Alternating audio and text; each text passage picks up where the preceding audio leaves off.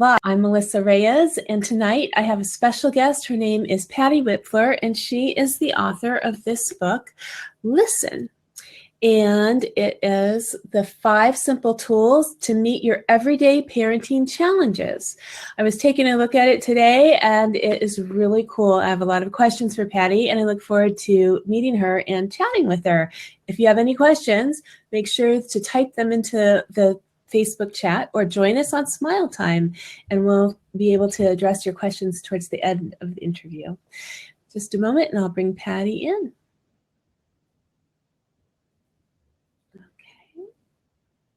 Welcome, Patty. Good to be with you. Oh, I'm so happy you're here. And so where are you located right now? In Palo Alto, California. Okay. So Northern California, yeah. Northern California. I love Palo Alto. I visited there one time when I went for a book signing, actually. Much for the Better Man Project. I don't know if you've ever heard of that guy. No, I haven't. Yeah. I'll have to send you his information from that area. Great family. So welcome to Tinsel Town. And if I don't know if you know much about me, but I wrote a book a couple of years ago from my blog, and it was a journal, kind of my own life story about how I went from kind of being depressed and having gone through some stages of grief, having lost my parents and my sister, and how I kind of got through that by writing and blogging and getting myself out there.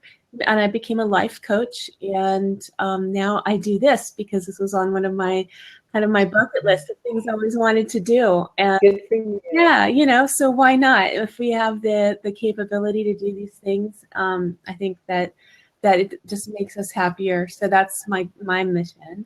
But why don't you tell me a little about yourself? I grew up in a big family. We had lots of challenges during my childhood. And through it all, my parents just tried as hard as they could to love us well. There were 6 of us. I was the oldest of 6. And but I just saw them go through so much stress, and I saw the stress really land on one of my brothers, who just wound up being the scapegoat of the family from the time he was just 2.5 or 3 years old. And the only reason that my parents were hard on him was that life was so hard on them. They just had to explode in some direction, and he happened to be in the way.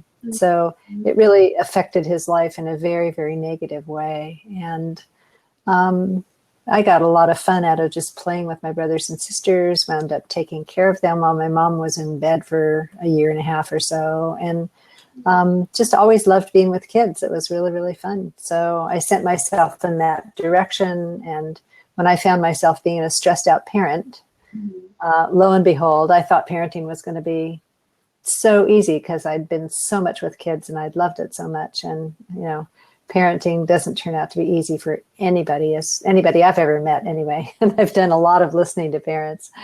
And what I found to be helpful was someone listening to me and letting me have a big cry about how hard I was being on my children and how much I didn't want to do that. And when I found that being listened to really helped me go back to my kids and be a much saner mom, I just thought, oh, there is really something to this. I need to explore it more. And I kind of sent my whole life in the direction of, learning better how to listen to other parents, how to get listening help for myself. My parenting got better. And then it was like, well, what do we do for our children? They have to grow up and recover from their childhoods in order to, have a good life for themselves. What if they didn't have to recover? How could we listen to them so that they can get through the hurt that lands on them by circumstance and by, just by dint of how stressed we wind up getting?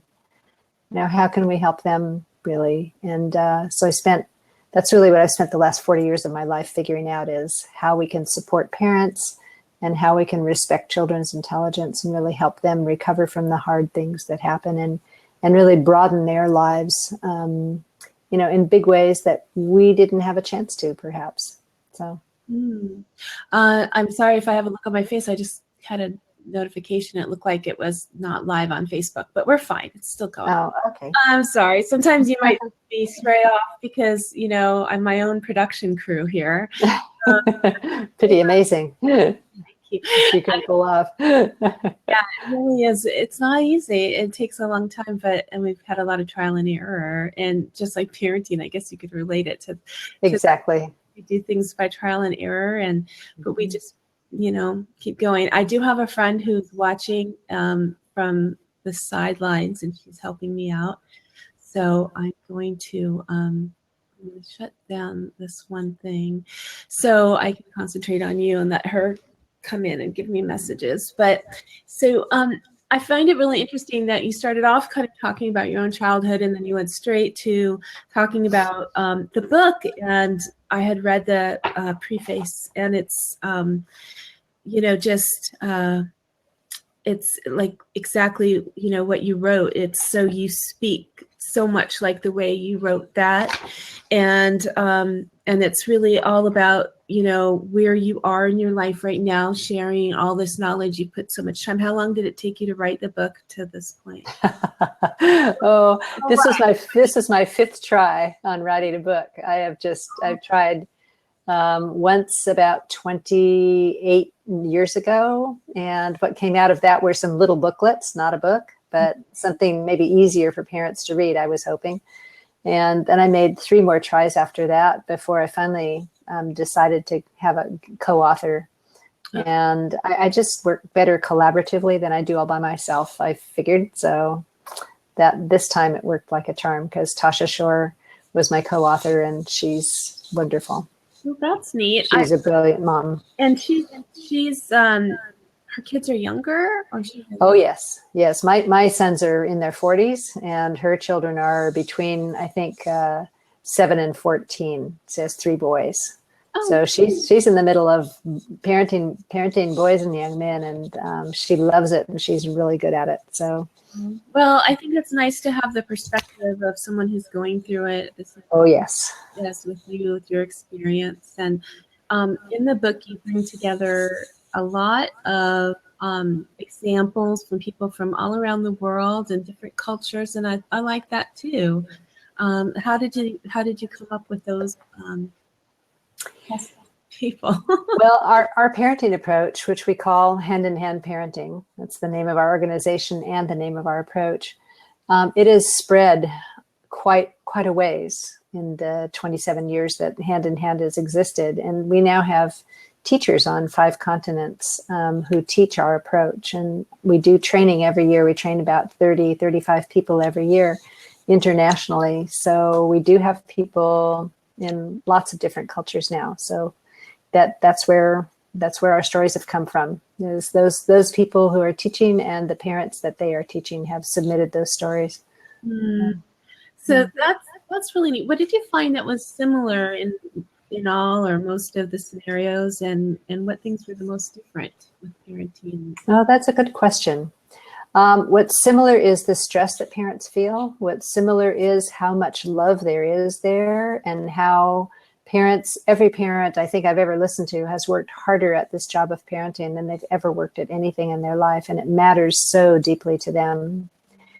And the sort of the depth of respect that we are warranted to have for every single parent, no matter how they struggle or how big their struggles are, I think it's just, I don't know, parents love so much and they want so much for their children. And we all get very confused as to how to deliver our love. You know, we've been told to spank them to deliver our love, and we're told to let them do anything they want to deliver our love, and everything in between. And it's just confusing when your children are crying for a 4th cookie, and you just think, you know, that can't be good for them.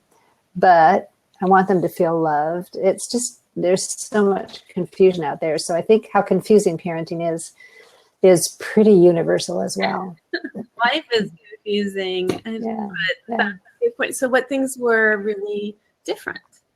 Well, what's interesting is that our parenting approach has a lot to do with allowing children lots and lots of laughter, lots and lots of roughhousing and physical play that doesn't involve tickling, and special time, which, you know, little bits of time that you say, okay, you can do whatever you want, and you really let the lid off, as long as it's safe and it doesn't cost, $100.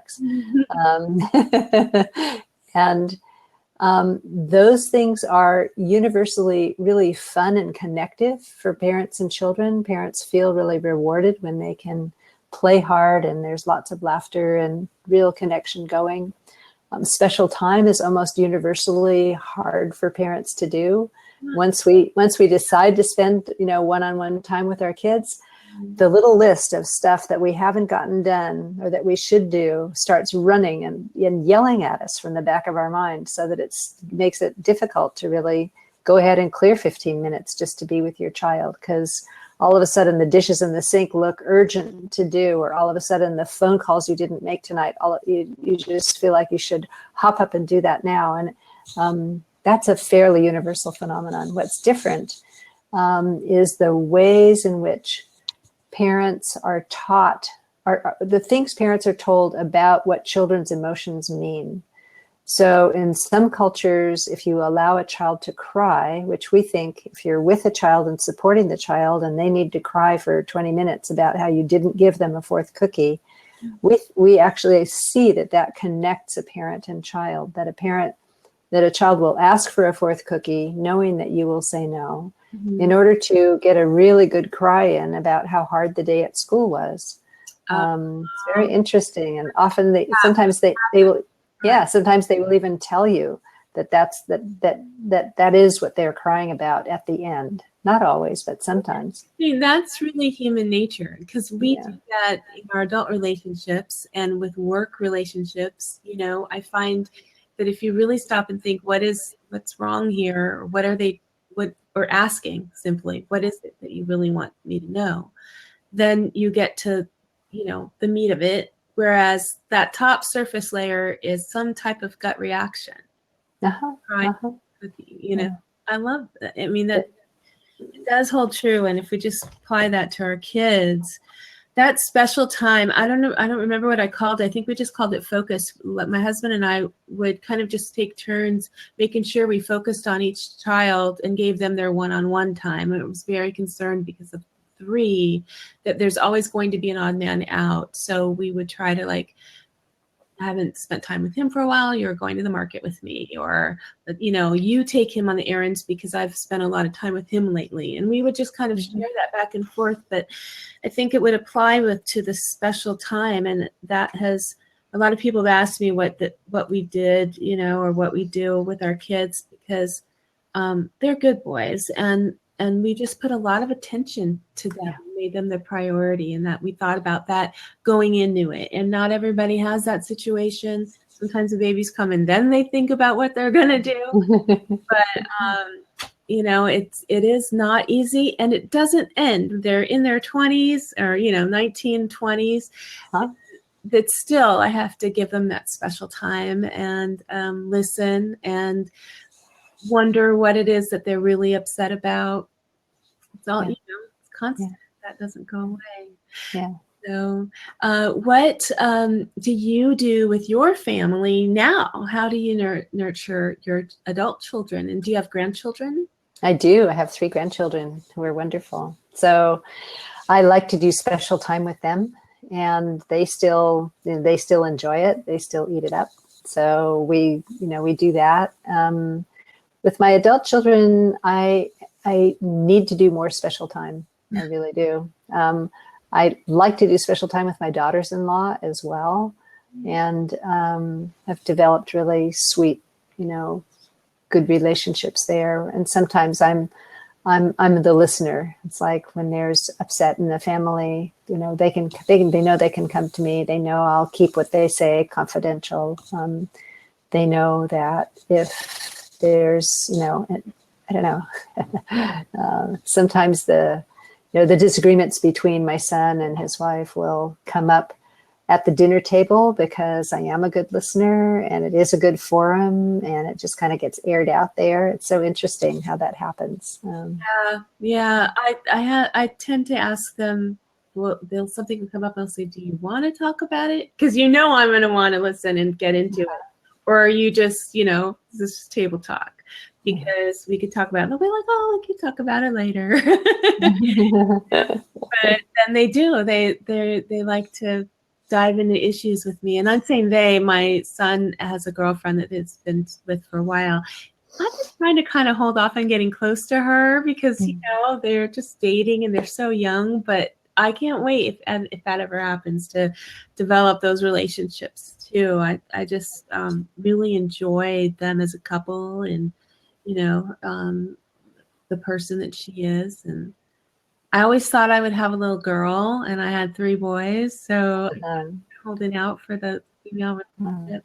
Which reminds me, my mother-in-law is coming to visit this week. Unfortunately, it's for a funeral in the family, but we're going to be having her for 3-4 nights. And I have to remember that I'm her daughter because she has 2 sons. So, like, I'm, you know, give her that special time. Yeah. Yeah. So, well, how long? When did the book come out? Is it just coming out now? Yeah, it came out August 23rd, so it's still a very new book. Very new, very new. And where can we get it? If you go to listenthebook.com, you can get the book through Hand in Hand Parenting, and you can get a Kindle version at Amazon.com. So you can also get the book at Amazon.com, but we're a nonprofit organization, and if you want to support us to support parents, you can buy it through Hand in Hand Parenting, which will help us out a little bit. And is that the same listenthebook.com you can get to Hand in Hand Parenting, or should we go to a different place? Okay. Yeah, listenthebook.com has an easy link where you can buy it. But if you want to see the 100 other articles that we have posted, or the 350 or so blog posts from parents on using the tools successfully to solve all kinds of problems, or if you want to look around and see what classes we have, you could go to handinhandparenting.com. Do you want to talk about that? Like, what kind of things you offer? What classes? Yeah. Well, I'll just say that we teach parents 5 listening tools, 5 simple tools, which are all connective. They all help you connect well with your child. And in the process, sometimes your child will need to have a cry, will need to have a good laugh, will need to have a tantrum in order to get the emotional static that sits like a little wall between you and them out of the way. And when children are able to offload feelings like that with you supporting them, not talking a lot, asking very few questions, you know, but caring, you know, offer you care. And they get the tension taken care of. You care, they get the tension taken care of. And they will wail and go on. And their life is just never going to be the same without that 4th cookie. And and as it gets safer, they get more and more intense. And that is a good sign. That means they're really cleaning out the gunk from thousands of little disappointments every day that have built up. Yeah, so we're teaching tools like kids to go watch so they can get that sobbing out, you know. Girl movies. That's funny. Go ahead. I'm sorry. So we're teaching these tools in the book, and they're very special because they're so simple and because they really, really work. Mm-hmm. And then there's a 5th tool, which is how to support yourself as a parent by getting listening time. How to support the other parent who's listening to you by listening to them, by doing a listening exchange. And that's what we have to offer, and how you use these tools to solve, you know, toilet learning problems and sleeping through the night and sibling rivalry. And, you know, your child is unsure about how to do math and they're worried about their test and that's coming up tomorrow. It's like how you move in on all these little, you know, difficult spots that come up from day to day. That's handled in the 3rd section of the book. So really lots of stories there. I really like how it's laid out, where you can kind of point to what's going on. There's teens and electronics, and, you know, cleanup responsibilities and chores, and, you know, when everything's unfair, it's mine. These phrases that we're used to hearing as parents, I just think it's really great. And it's not long. The situations and explanations on how to handle it are quick. Kind of reminds me of, do you remember what to expect when you're expecting? Like watching kind of, okay, this is going to come up at some time. So here's the course. But did you say that there's classes through Hand in Hand? Yes, we do online classes, and in some places we have people who are teaching. So Sonoma County, we have several teachers, for instance, in Northern California. And you can look on our map of the world to see, where there's a teacher near you for an in-person class. But we do online classes, and there are self-guided video classes on some of the key issues for parents. One's on sibling friendships, one's on sleep, one's on setting limits and building cooperation. For instance, what else do we have? How to help lifting your child away from aggression. Those are little 3-hour courses. You just download the videos, and we give you information and some examples of how it works. And you take about 3 weeks or 4 weeks and try the tools. And many parents have a lot of success using them. So that reminds me so much of when I was a young mom. I signed up for a Mom and Me class where you take your child to play, and then the mothers would go and have this course, and then the teacher also taught what they called at the time distance learning.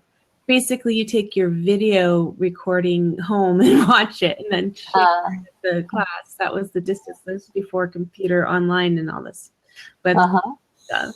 But in the distance learning class, my husband and I would watch the videos together, and it would have all these situations. And we passed that class, and it comes up. It's in your head. And even when the kids are really little, it's in your head, and those things come up later. So I love that those resources are there. I have to say, I haven't really thought of that for a while, but where I work, there's a lot of young parents, and they're teachers, and teachers have this power, the sense that they really know everything because they're in charge of the class in these young children's minds, and they're great. But when it comes to their parenting, it's different with your own child, like you said. Oh, yes. Be around kids for years and years, but when you have your own, it's interesting. And how do you suggest, oh, you should take a parenting class? But I love the whole thing about listening. So what kinds of things I still want to get back to you personally, Patty. Tell me about what you like to do when you're not working in counseling and helping families to be wonderful parents. Well, we have a big family, so I really love having people over and cooking for everybody. As long as I've got some help in the kitchen, I love it. And I love hiking. I love backpacking. And I don't know, I like watching birds, although I haven't really done too much of that lately, just given my busy life, but and hanging with the grandkids. Yeah. Have you been traveling a lot with the book release, or do you? No, I haven't been traveling a lot lately. I have traveled quite a bit in my life. So I've done workshops with parents in 23 different countries, I think, around the world. So I'm more inclined to stay home these days. Just it's easier. You told me in the form, or I heard that you like to make jam and tomato sauce and tomato sauce. Yep. So, you could have been, put that to market, but instead you have this wonderful product. But it's interesting, but that's what you're known for, and you do it together with your husband. Yeah, we just roasted a whole bunch of pumpkin seeds because of Halloween. So we have all these really good roasted pumpkin seeds ready to take us through the winter. So, yeah. What kind of education did you have? What's your background as far as, getting to where you are now with the business and the nonprofit? What brought you to all of that? Well, I'm a child of I was a young adult in the late 60s and early 70s when the country was in crisis around Vietnam and related difficulties. And so I went to college in Los Angeles and decided I did not want to keep on going to school. I really wanted to change the world. Robert Kennedy had just been shot, and we had thought we would go in the Peace Corps. My husband and I would go in the Peace Corps. We decided that we needed to stay here. And we decided to teach in East Los Angeles, which we did. We moved to East Los Angeles, right across the street from the school where he taught. We had kids over 3 afternoons a week, and from the housing project that we were right next to sort of just try to give them a place that they were welcome and could do fun stuff, not have to be in school. And just got very involved in community organizing at that point. And we continued that by working for United Farm Workers. So we worked for 3 years on the boycott of grapes and lettuce in Northern California, and did a lot of voter registration and, picketing and basically supporting the farm workers in whatever way we could. And there's a great movie about Cesar Chavez that tells the history of that time period and that. And but anybody out there doesn't know what she's talking about, you've got to do some digging and find out some important times. It was wild. And my parents their hair was standing on end. They were very conservative Republicans. And so I caused, after being an absolutely good girl my whole childhood, I caused so much trouble in my family while I went out to try to make better things happen in the world in general. And but becoming a parent really centered me in on wanting to do that well. And that's where my interests have stayed after all of that, running around and trying new things, and not being your ordinary college graduate for several years. Well, I think that's because you're extraordinary, and you're in extraordinary times, and all of that brought you to what you're doing now. It's so evident. And I love the way you speak. You have such a calming presence about. Oh, thank you. I'm sure that your children and all the parents that you meet just really love to hear you speak. Yet you talk about listening and how important that is. How do you give advice and help people and listen at the same time? We don't do those things at the same time. Special time comes in. Yeah. We like to, in every class that we do, there's a portion of class where we're presenting material and asking parents, how does that sit with you? What's your experience? But in every class, we do a small group so that every parent gets listened to for an extended period of time by the other parents in that group. So if we're teaching 12 people, I take 6 in a listening group, and the person teaching with me takes 6. So every parent, every time we meet, every parent gets listened to. Every parent can talk about whatever issues they would like to talk about. And people really get down to what matters the most pretty quickly. It's parents that are dying to talk about how much they love their kids and how frustrated they get when they don't understand their children's behavior. And that really makes extraordinary things happen in our classes, actually. I like that they get to hear each other, because a lot of times in listening to other people's issues, you can have those aha moments. Yes, very much so. Very much so. That's fantastic. Yeah. Wow. So tell me, let's see, I told you that I would ask you about your core values. I always like to ask my people that I meet. I want to say my people. You're my people now. I'll be your person. I'd be proud to be your person. Oh, you're in my corner now, and I'm in yours. So what would you say is your core value for yourself in your life, and what your mission is? What drives you?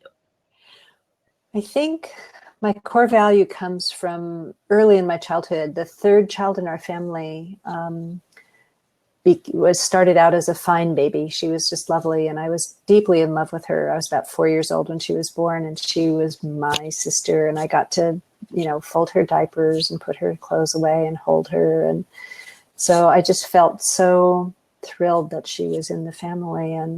But she became through some mysterious process that doctors did not understand, she became profoundly mentally disabled. She just lost her ability to suck on a bottle, to sit up, to move her body, according to what she wanted to do.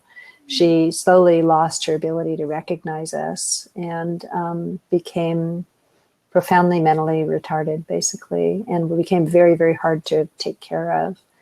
And my mother got terribly stressed with 3 young children, and one of them that needed that much care. And she finally had to send my sister to a nursing home. But what that left me with was this very strong feeling that every single person is deeply and sort of unconditionally important, and every single person deserves respect. And it's like I thought about her every single day of my childhood. It's like I couldn't see her. They wouldn't let us into the hospital where she was to see her. So she was on my mind, my whole childhood. And she really, I just wanted to somehow make her life matter. And I think that this value of respect, of deep respect for each person and each person's intelligence, no matter what their intelligence looks like, it's a value that is it informs my listening, and it makes me love listening to people. Mm-hmm. I feel like when we listen to someone else, we lend them our confidence, and we let their mind do the thinking, and we let them figure things out. And if they need to have feelings about what's going on in their life, we allow that to happen, and we just basically lend them our support 100% while we're listening. And then they can listen back so that we get the support we need to keep our lives moving forward and keep thinking as deeply and as carefully as we can. And I love doing that. And I just feel like my sister Marianne sort of taught me how important each person is and how much respect each person deserves. And so that's kind of where I come from. That sounds like you come from a place of respect. Whatever happened to Marianne? She died when I was 13. She died on my 13th birthday, and she was about 9 years old when she died. And I had gotten to see her my parents sneaked me in to see her, and I got to see her for about 30 seconds when I was 13 before the nurses made me leave, for which I will be forever grateful to my mom and dad. So I'm glad you did that. Yeah. Hearing about her, and that's heartbreaking. It really is, that she started out fine and lost that ability. And, yeah, we'll never know why. Yeah, so sad, but that made you who you are, and so compassionate. I've asked the audience if you have any questions, so we'll go to some questions and then wrap it up. So if you have anything you want to share about how to get in touch with you, what your next projects are, Our next project is reaching millions and millions of parents with our 5 simple tools. It's gonna, we'll be working on that one for a little while. Well, I'm going to be following you. I definitely went to your Facebook page and liked Hand in Hand Parenting. The link is there on Facebook. And we're going to keep, sending out messages any way we can through Facebook and Twitter and Instagram. And I know that always helps. So if you do happen to go and get the book, and tell them Miz Meliz sent you, because it's just a great way to share and to help. It would make a great gift, but it really give the gift to yourself, because even if you're older like me and your kids are older, you never stop parenting. So this is a really great reflection. It's not about what you did right or wrong. It's what you could do now, and it keeps going. So I really want to challenge anyone who's watching to read this book and to check out Hand in Hand Parenting, because I found it to be really helpful for myself. I did have a question here, and I'm going to put it over. Great. I can figure this out. This is actually just kind of like an aside. It's wondering if you've heard of Carol Tuttle, the child whisperer. And I guess she explains how different people are. I think this was going back to when we were talking about the people, how different and yet how the same we are. So if you've ever heard of Carol Tuttle, the Child Whisperer. I've heard the title of the book. I love that title, but I'm not familiar with her work, so I can't talk intelligently about her. I had never heard of If she's the child whisperer, we're the child wrestlers. We really believe in wrestling. That's a great way of helping children feel really close to us, feel really enthused. You have to lose when you're wrestling with children.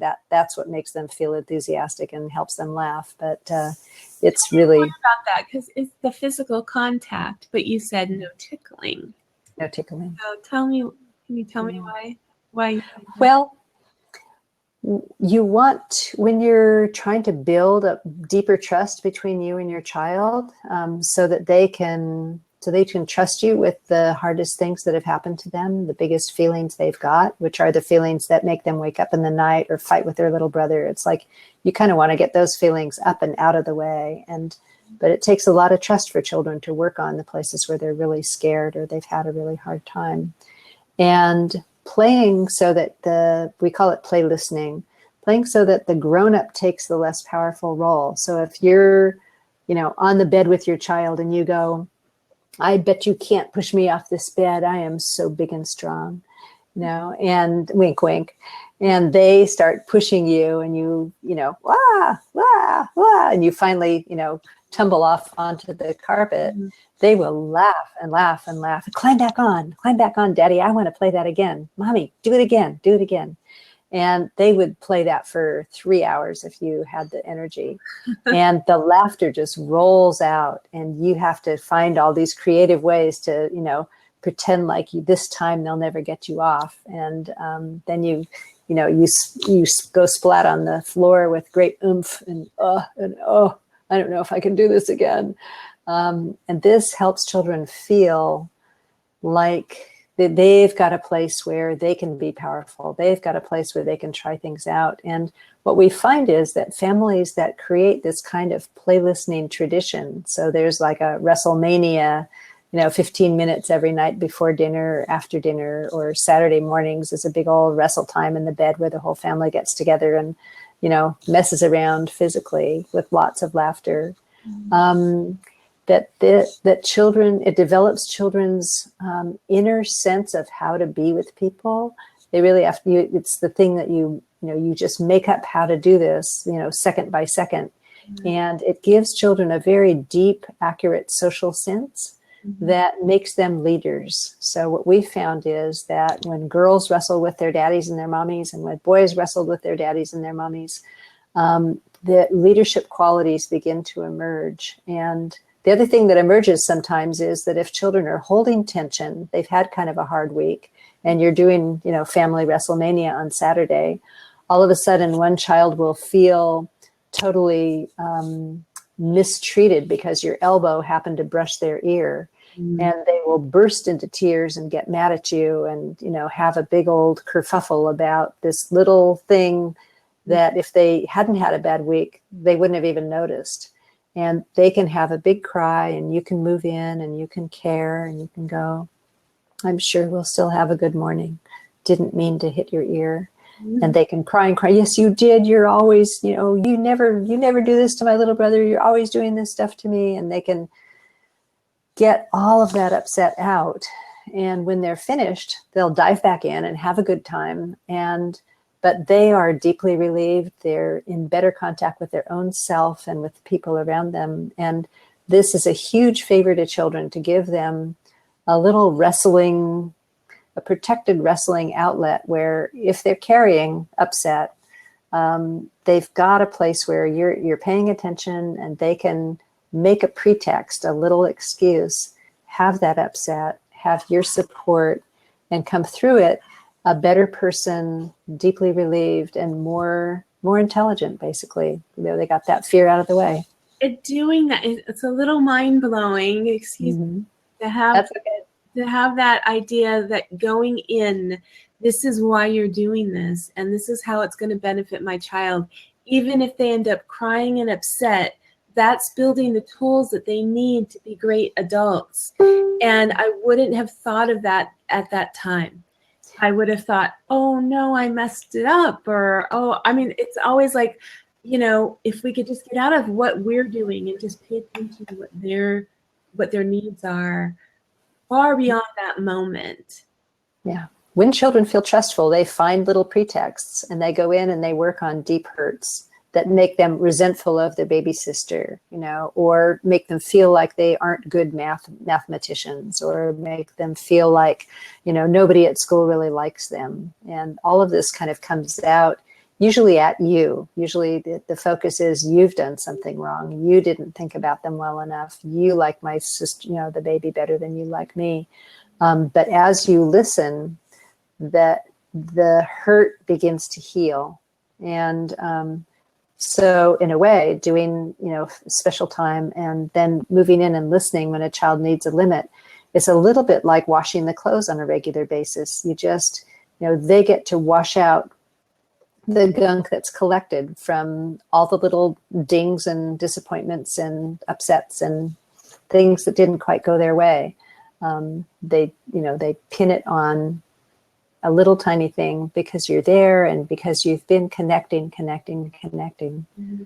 So, well, Sue, seems like it's a lot about embracing and accepting their emotions. And yep. A lot of cultures aren't able to do that. And we're like, naturally, in my growing up, it was like, oh, don't cry, or, you know, or don't let your dad see you cry, or whatever. And so a lot of bottling up. Yeah. You know, and my husband is Filipino, and in his family, it's even more prevalent to hold that emotion inside. So, like, you know, I'm all about letting out the emotion, but it makes me really happy to hear that that's what you're doing.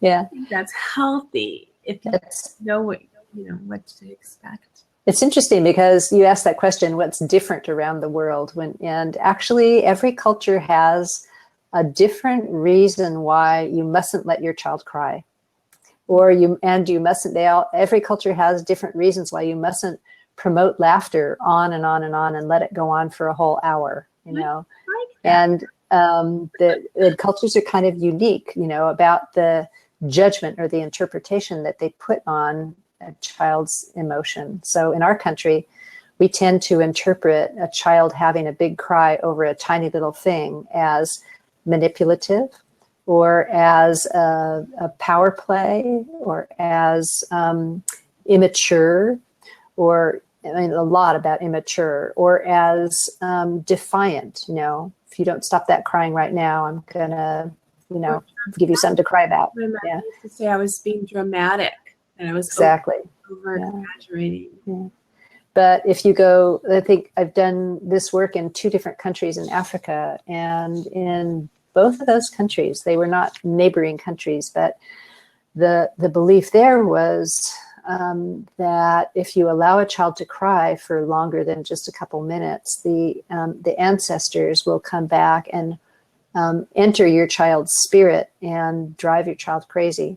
So there's a lot of belief that if you open up your emotions, you will bring the dead back, and they will make it impossible for you to think and function normally. Wow. But it's actually, I mean, it's not anymore in my mind, having done this work for many years and seen what deep benefits there are to listening to children and allowing them big explosive upsets and staying with them so that they can get all the way through it. That this is actually it's as natural as peeing and pooping. You know, bad experience goes in and you want to get the dregs out. And this is how we human beings do it. And so to me, the whole idea that children are being manipulative or defiant or immature is just as weird, you know, just as strange, just as it doesn't fit who children really are, in the same way that, you know, believing that the ancestors will come back and haunt their spirits. It just, you know, we see that as odd and different. And of course that's not true, but it's also, of course, not true that the children are manipulative. Right. they're saying they want something that doesn't make any sense, so they can have that cry. They want you to say no, and then they want you to come put your arm around them and just go, I know it's hard. It's not like they're thinking it through. This is human nature. This is what we do to get it. The tension is ruining their judgment, and they're showing us they need help. And when we say no, it's the biggest favor you could possibly do, especially if you follow it up with, it's so hard you don't get that cookie. I know. Yeah. There will be another day when you can have a cookie, and that makes them wail even harder thinking about the other day, but why not now? And all of that is a cleansing process that is deeply, deeply healing and helpful to children. And once you figure that out and you know that listening is deeply helpful, then you feel so powerful as a parent, because you're not running around doing 5 things to distract your kid away from their cry, Right. None of which really work. Right. What you're doing is you're giving your child time to do this process, and when they're finished, they love you. Mm-hmm. They don't have one more thought about cookies, and they feel so much closer to you, and it changes everything. So the things you're doing as a parent are successful, rather than, something that just doesn't really work very well. Right. Oh, I love it. I just love hearing about this. It makes me reflect on so many things that I remember that we used to call it the treatment. But it was kind of tickling, but it was very physical. We'd say, oh, it's your turn for the treatment. And it was hugs and kisses and blowing on tummies and all that fun stuff, and the laughter. It was just that uncontrollable laughter. And it sometimes lead to crying, but it was really, they loved the treatment. Yep. I saw them as they were growing, giving the treatment to the cat, So fun. Lovely. I think those are really normal things, and you've put them in a way that it's easier to understand why they're so important. So thank you. Thank you again. Thank you for everybody who was here on Tinsel Town live on Facebook and on Smile Time. And if you're watching the replay, please leave a comment. Let me know what you think. And if you have any questions, I certainly can get you in touch with Patty or even Tasha. I'm sure maybe Tasha would like to come on. I don't know, but we'll be happy to meet up with you again on the interwebs. And if you have any questions for me, let me know. So, Patty, do you have any questions? Oh, it's been just a pleasure to be with you. You ask really good questions, and I see so much light and enjoyment in you. I'm just pleased your life is going that well. You have lucky boys. Thank you. Sure. Yeah. Thank you for saying that. I love on them a lot, especially now that they're older. They'll hug me back. Great. It's great, but I really appreciate your time, and I just wanted to tell you that if you're not sure why is it called Tinsel Town, I like to interview people who I think are superstars, and you are. I looked at your book and I thought, this woman is something special, and you are shining your light bright to make other people's lives better, and that is what true superstar is to me. So that's why you get Thank you. In Tinsel Town, and thank you so much. Thanks, Meliz. It's been really fun to be here. Yeah, so much. Well, take care. Good night, everybody. And right.